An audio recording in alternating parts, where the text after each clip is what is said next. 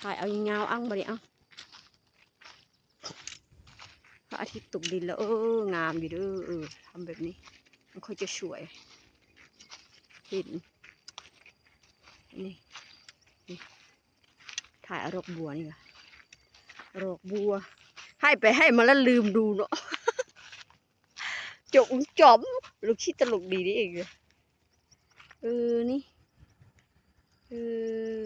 งามด้วย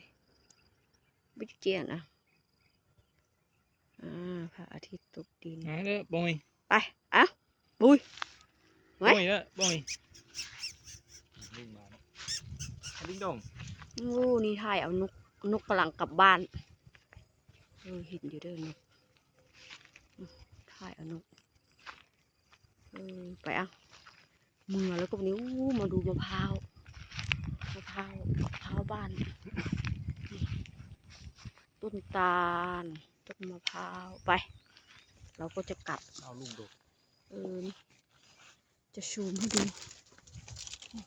งามคักขนาดเอาไหนแล้วกุดตัวไหนเราเนี่ยตัวนี้เลยเนาะไม่ใช่ฉัน